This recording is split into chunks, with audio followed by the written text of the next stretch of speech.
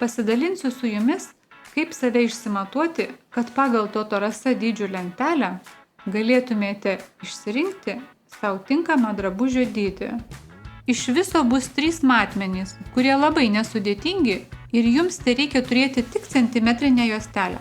Pirmiausia, pamatuokite krūtinės apimtį per iškiliausias krūtinės vietas, vedant juostelę ties pažastim. Sekantis matas yra liemens vieta. Tai yra dažniausiai ta vieta, kur jūs juositės diržą. Paskutinis matas – klubų apimtis. Jį reikia matuoti pagal jūsų storiausią klubų vietą. Maždaug 20 cm nuo juosmens vedame juostelę per pačią plačiausią jūsų klubų vietą, paliekant 1 cm laisvumo. Papildomas matas, kurį nurodau prie kiekvieno drabužio, yra ilgiai.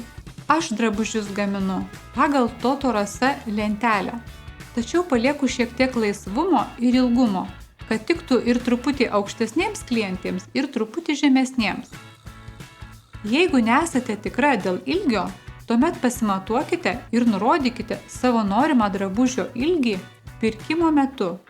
Tuomet aš jums galėsiu tiksliau pritaikyti drabužį. O dabar parodysiu, kaip pasimatuoti rankovės ilgį ir kelnių ilgį papildomai. Rankovės ilgis matuojamas kartu su pečiu. Matuojama nuo kaklo pradžios, ranka šiek tiek sulenkta, vedama iki norimo rankovės ilgio, tačiau jeigu rankovės yra papūstos, paliekamas šiek tiek laisvumas.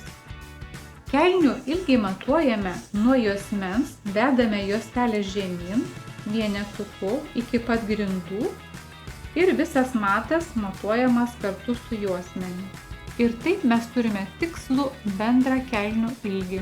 Jeigu turite savo mėgiamas kelnes, kurių ilgis jums tinkamas, jūs galite jas pamatuoti ir atsiųsti matą man, kad aš jums dar tiksliau galėčiau pagaminti kelnes pagal jūsų kelnių norimą ilgį.